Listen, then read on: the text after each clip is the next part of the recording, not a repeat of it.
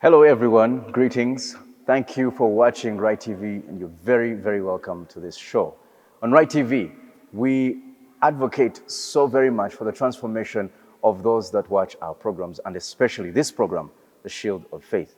Here, on The Shield of Faith, we look forward to hearing gospel renewal testimonies that reflect God's pursuit of people's hearts, those hearts that we do interview. And today, we have a wonderful guest with us, a good friend, a fellow pastor, a teacher of God's Word, a very ardent teacher of God's Word, Pastor Bosco Bukera, a senior pastor of Senge Baptist Church in Wakiso. That's off Hoima Road. You are very, very welcome. Thank you, and greetings to our viewers. Thank you very much for being part of us, Pastor Bosco. The idea here is to, ask questions, just to have a conversation, to tell people what your story is. And I am here to just facilitate that. And so, I'll just give a bit of, I remember the first time I heard you speak, I realized you are from the outskirts of Uganda. And so I'd like to just, inquire from you, where did you come from? Where were you born? What was the situation like as you grew up? Yeah, thank you so much, Rev. My name is Bosco Bukera, as you were told, and I was born in Chikonda. Chikonda is located in the western part as you're heading to Hoima.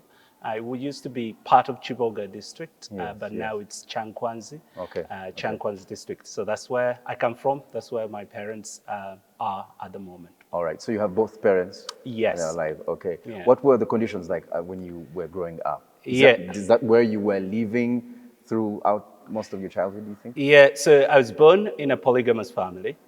So my father had 4 wives. We are 19 children. That is a big family. Yeah, 12 boys and 7 girls. Wow. And so that's the kind of environment we grew up in. And I studied there, my primary school, and secondary school, I went to Hoima. Wow. And in Hoima, that's where I did my senior 4 and my senior 6 as well. So now being born in a polygamous family, that must have been quite the trip for you in terms of being slapped with the realities of life, the jealousy, the intrigue, and what was that like for you? Yeah, I think it was hard, and sometimes I look back and I say there's some of the things that formed me, because you find that the jealous of your mother, you as children join in, and you always long for the love of your father, but he's always very busy.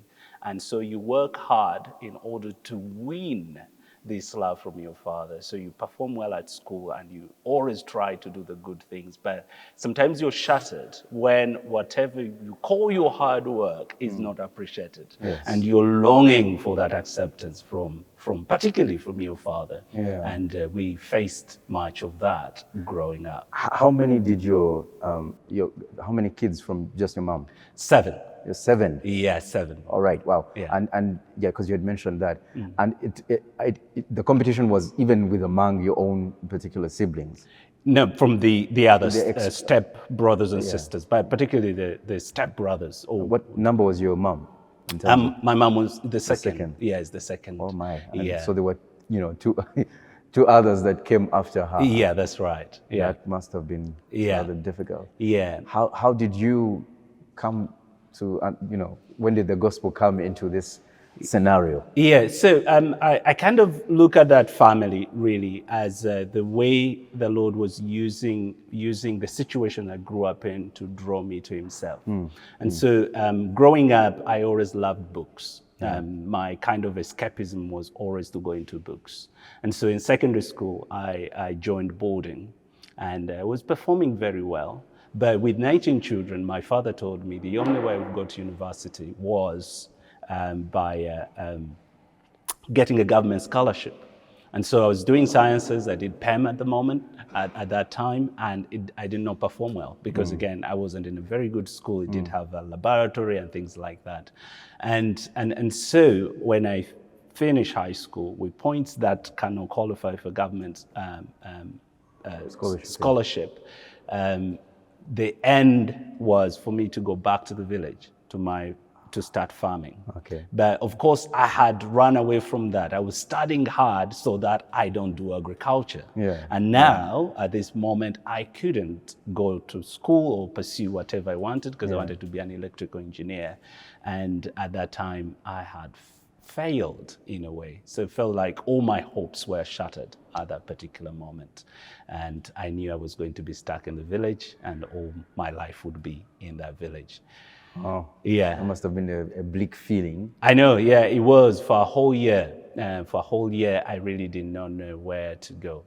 I had a big sister in the city. I was working as a nurse in Machinde. Oh, wow. And she had befriended somebody who knew some people around the city. And that friend one time tells her, there is a job of being a private guard. Oh. And so my sister first rejected it. That's where problem comes. She first says, She was one of the 7? Yeah, one of the 7, my bigger sister. Okay. And she says, oh, no, my brother cannot work as a private security guard. And then the guy says, okay. And then after that, she calls me, and I'm like, I'm ready to do anything. For as long as I'm not in the village, I'm ready to do anything. And then she called the guy. And this is where the dilemma comes in. The guy had already recommended a name to this other boss, who after that discovered he was an associate pastor of Calvary Chapel, Kampala. But this man says, I had already put in the name, so if your brother is willing to come in that name and work, the job will be available. I'm like, I'm ready to do anything. And so you're looking at the desperation I'm having to get out of the village, that I'm willing to even renounce who I am to lie so that I can get a job. And so I start working under a different name, working for the pastor. I was earning 100,000 a month. I was staying with my sister, living in my sister's living room at that moment, and walking from Machindi to Chironde in Muyenga. That's where the job was, working from 6 to 6 in a way. And because 6 p.m. to 6 a.m.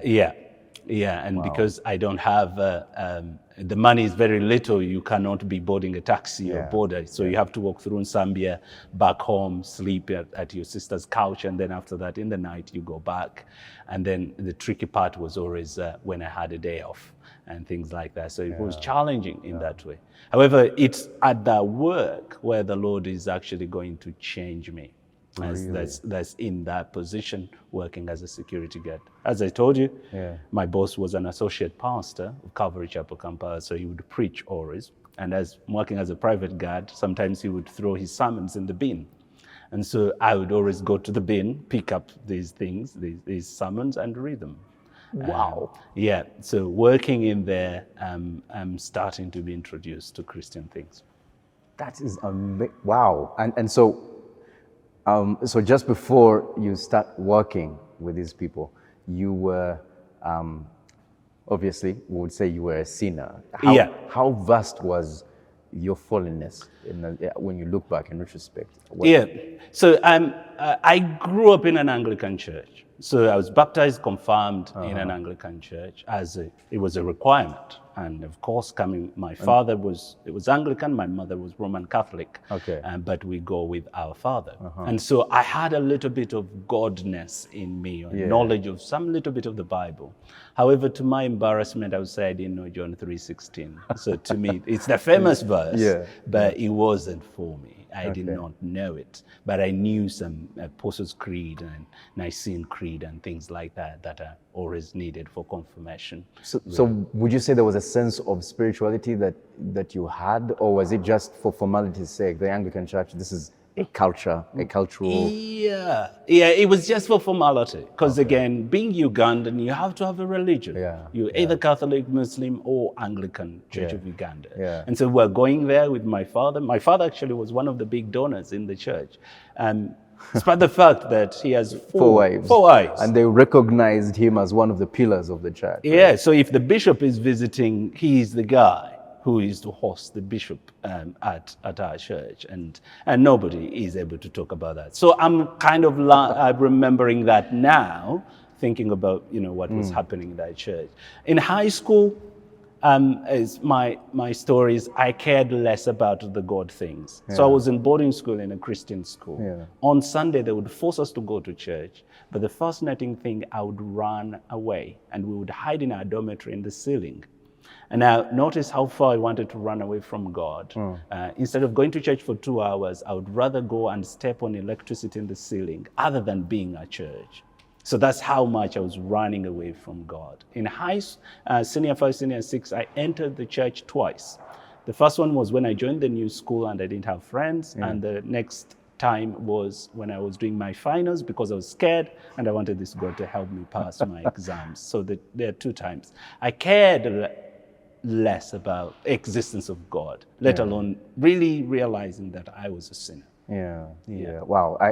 I think that's usually the tale for most people, particularly in the Anglican Church. There's a sense of, yes, I belong to this culture, this context, but there is no form. There's just a form of godliness, but there's no power therein. I think that it's a very intriguing expression. Yeah. How would you tell someone who wants to start a ministry in high school?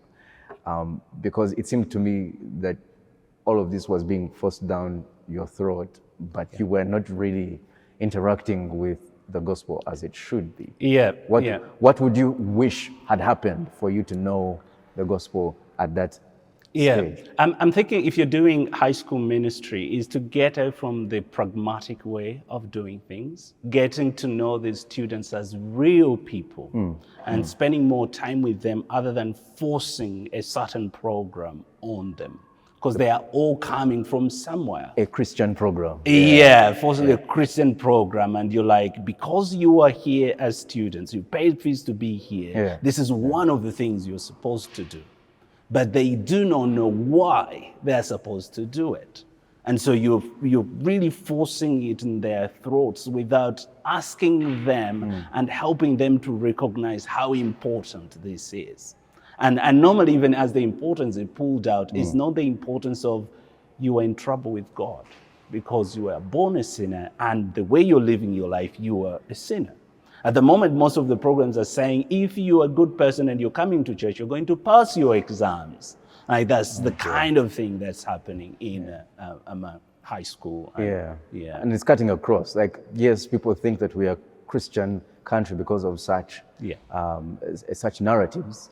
But unfortunately, we have, men now, kind of like your father, who are in church, but the gospel, they're far removed from the gospel. It's a very, very exciting point at that mark where you begin to interface with the gospel as it actually should be.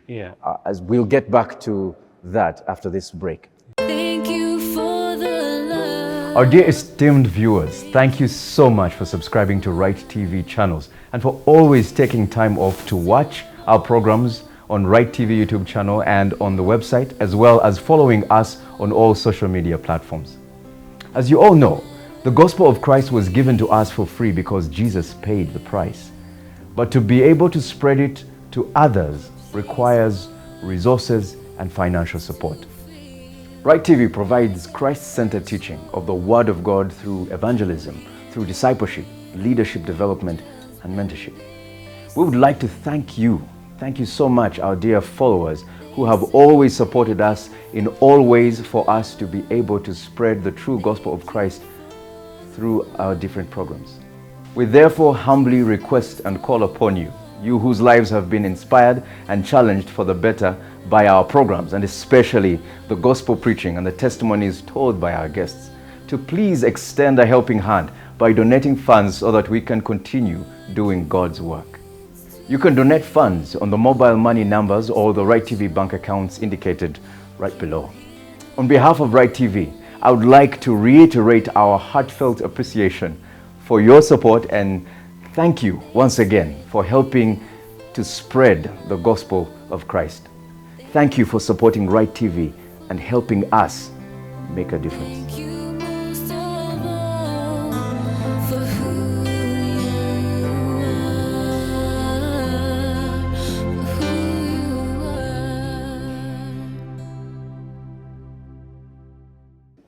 Welcome back.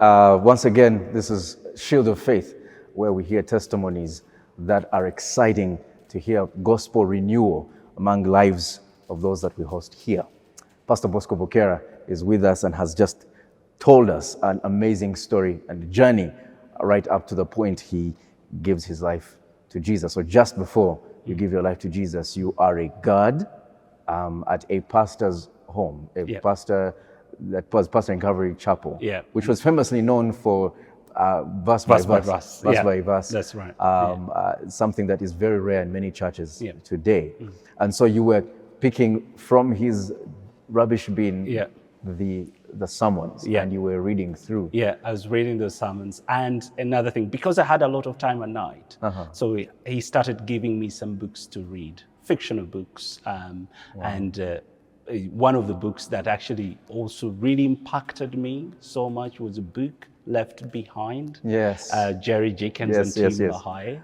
And I remember very captivating, reading that book and being captivated by saying, if this happens, where would I be? And so the reality of the end was so huge in my heart. And the fascinating thing was not that I surrender my life to Christ now, but I wanted the next series of the book of how do you escape after this rapture has happened.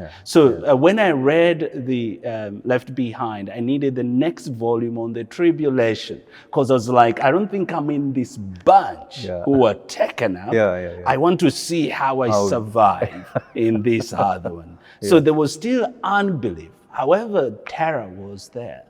But even that book really, it's fictional book, and I don't think I agree now with it whatever it's really demonstrating. But there was a clear thing in there, particularly with one of the associate pastors who is left in didn't go with the Christians who were part of that local church, and another woman who was faithfully serving, a widow there, and had also been left. That really showed me that, there is hypocrisy in the church as well. You can see this associate minister who understands God's word very well, yet they themselves do not have faith. So it was fictional, but it was telling. And it was telling me, in a sense, in my mind, communicating that if you are a Christian, you have to be all in. And you're not supposed to do this Christian thing as a mere job. You need a relationship with this Savior. And so it was during that time when I'm thinking so deeply about these things. However, not yet making a commitment to go to church either. I would always just live my life. I always had Sunday off, but I would spend Sunday looking for where Premier League game was and just play or find my friends in places and just hang out with them. And then one time my boss is away and there was a missionary using their house.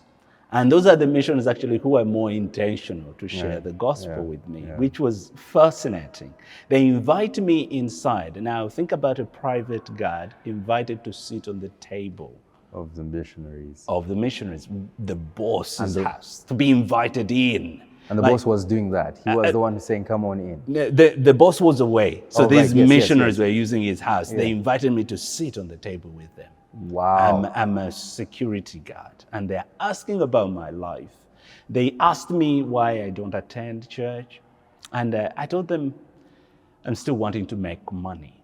And when I am rich, I was actually having this in my mind that I'll go back to my home village, build a church for them, like be a don, just like my father was doing, supporting church. And I would also build, have a big farm, big house, cows, and then I build a church for the community. Like that's how I was seeing myself. Wow. And then it was fascinating the way they took me. They gave me the verse I first memorized, and that's Matthew 6:33. Seek first the kingdom of God and his righteousness, then all these things will be added to you. And then after that, they prayed with me. And they left the question in me of how do you seek the kingdom? But I wasn't really interested in the kingdom. But when you read the context of that, he's one of the richest kings, Solomon. He had all these things. And they're saying these things will be added to you. And so I thought, The kingdom can only be sought if you go to church. And so they recommended Calvary Chapel. I started going to Calvary Chapel every Sunday. Being a hypocrite, really. I'm not caring about the kingdom. I'm caring about these things that can be added to me. And so I'm attending this church, seeking for God to open up a door for me to be a rich guy. And again, as we said, Calvary Chapel is preaching verse by verse. Yeah. And we're going through a series of Matthew. Oh, And that would be a slap in the face. so the teaching continually through. I reach Matthew 5. I find things that are very disturbing about, if you've wronged your friend, you need to forgive them. If you're angry at a friend, and I'm like, oh, wow. And if you look at these pictures, look at a woman to lust for them, you've committed adultery. I'm like, oh, wow. So I'm kind of getting to know now how sinful I am. These missions have given me a Bible, but I didn't know how to read it. And so I'm going to church, listening to Matthew. I go back home, I'm reading the Bible. I started from Genesis. And so I read Genesis. I come to Exodus. And I discover Pharaoh. Pharaoh hardened his heart. God hardened Pharaoh's heart. And questions are coming in my mind. What if God has hardened my heart? That I will not believe these things. But I can't say these questions to anybody. I don't have anyone to ask these questions. I'm wrestling with them, attending church. And then one time, reach Matthew 13, the parable of the wheat and the tares. I've been in church since the book started. Now Matthew 13.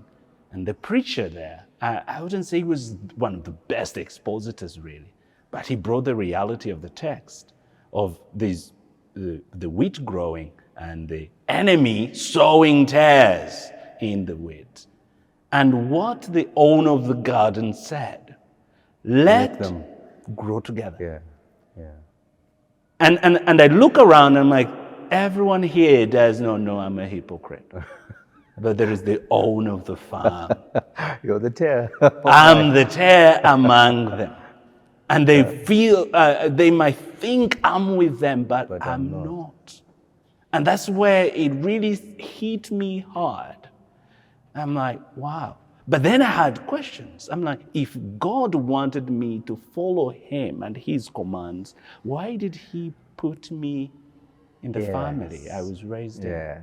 Because for some reason I thought these parents have a great responsibility to teach me the fear of God, but they're living their lives the way they want. And so I'm questioning God to say, if you really cared for me to live for you, why did you set the kind of life you did? Incredible. And so I'm struggling, but I'm not asking anyone. I'm always asking myself and reading scripture. Don't understand things very well. And I remember after some time through that wrestling, one verse that really came so hard is Romans 5:8. And Romans 5:8 is God demonstrating his own love toward us. That while we're still sinners, Christ died for us. And I'm like, this was 2,000 years ago. My parents are born in the 70s and 60s. So it means God's love was demonstrated before even my parents were in existence. And it's his care which was sin for a wretched person like me. And there I was able to really synchronize his love with the text I was wrestling with in Exodus with Pharaoh. And just saying that I don't think God is out there to set us up and to make us harden our hearts or him to harden our hearts. He's set out to show his love in Jesus on the cross. And so my faith has to be to believe that he's a God who is seeking good for me.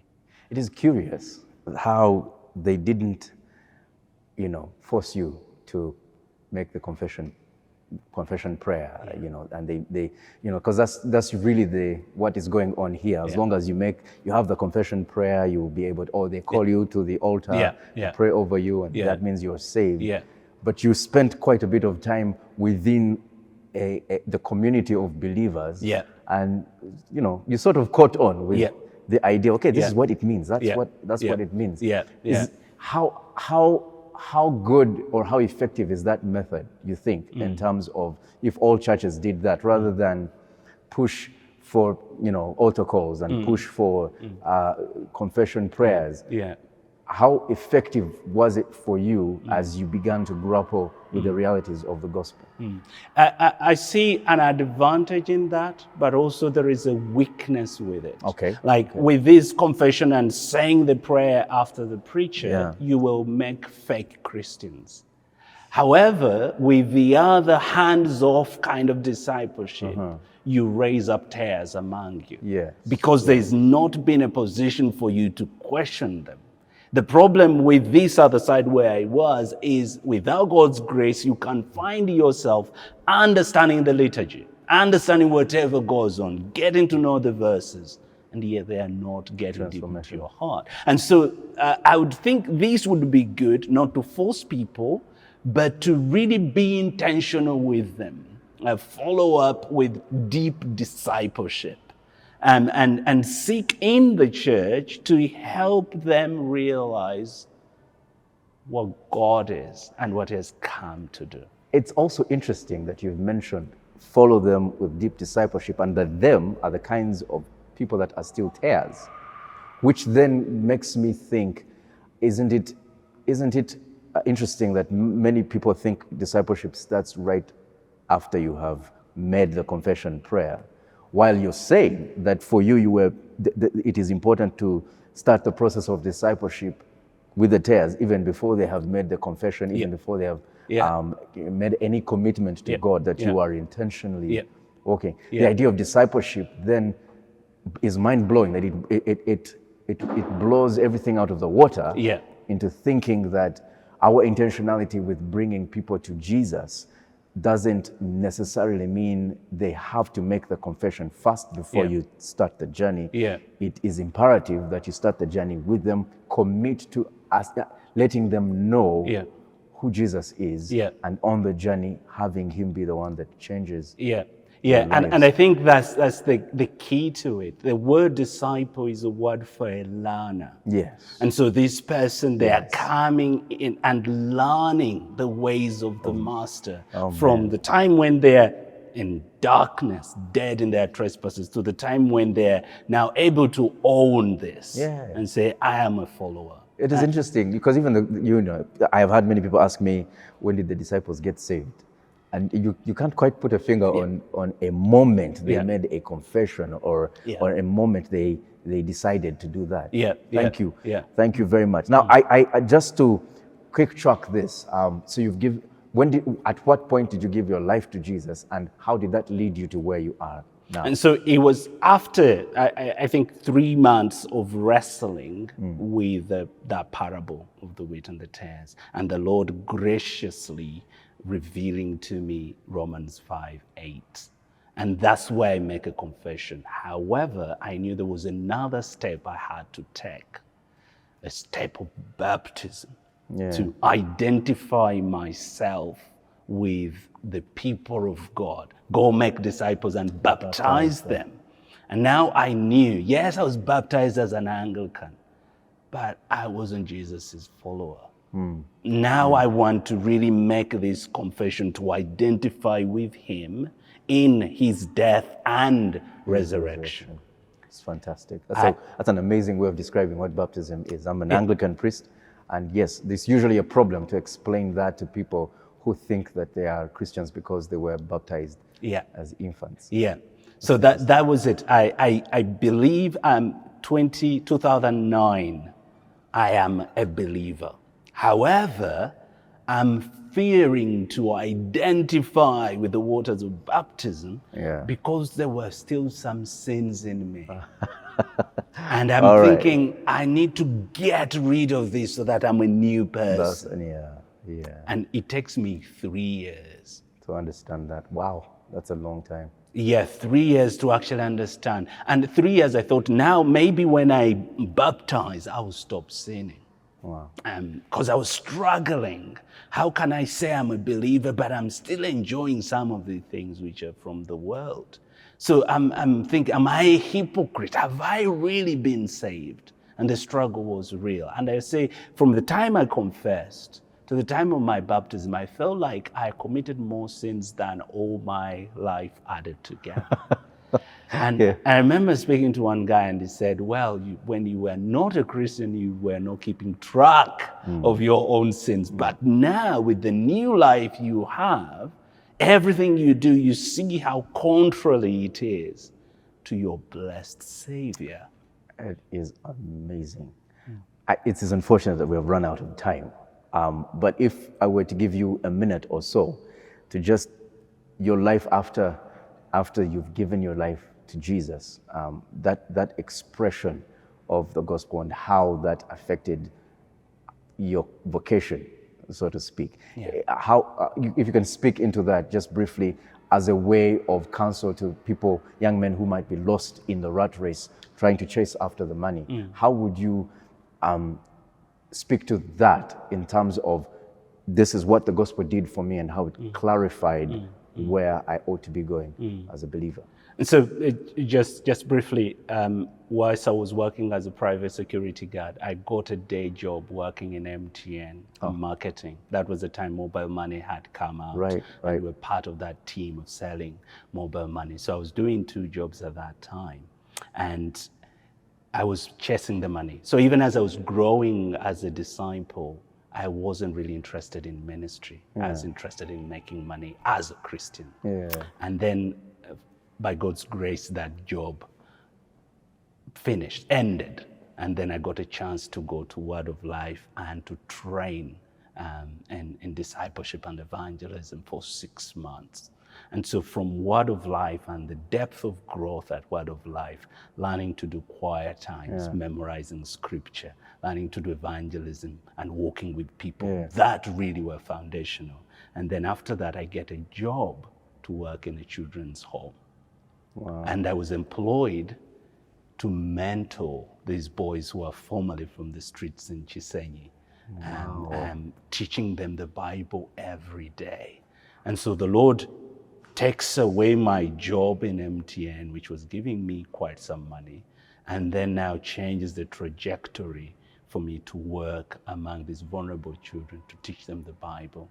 And I would say in 6 months, the bosses said there was an incredible transformation, which they were putting to me. And I'm saying, no, it's because the word is being applied.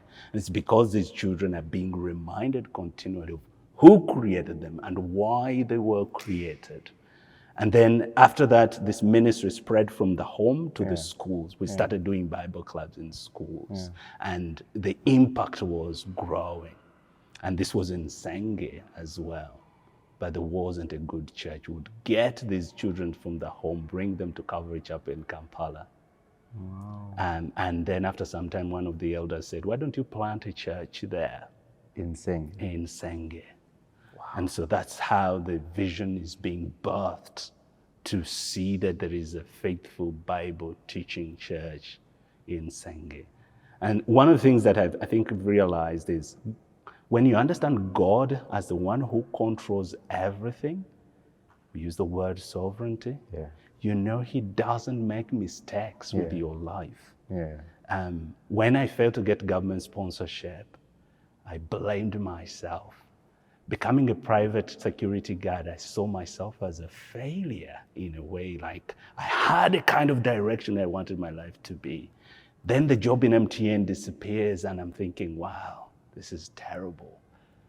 But God had a kind of way he was channeling me to where he wants me to be, with no dreams or visions. But he blocks this and opens up this and equips you for the other, for his glory. Wow. Thank you. You're welcome. Thank you, Thank you Pastor for Bob. having me. I wish I could have asked a little more, about how all of this tied up and how you got married and things, but because we've run out of time, there probably will be another chance for us to have a deeper conversation on the rest of your life. But for now, the idea of the sovereignty of God and how he allows us to journey with him through all the ups and downs that seem like mistakes, but they are not mistakes for us. I think this is very encouraging for every young person out there who has felt like they are lost, they are failures, they are done with life. Your story, your history, your testimony is going to change quite a number of lives. Amen. Thank you very much. Thank you for having me. God bless you. God bless you too, All right. bro. Bye. God bless you. Thank you for watching Rite TV and for particularly this show, Shield of Faith. God bless.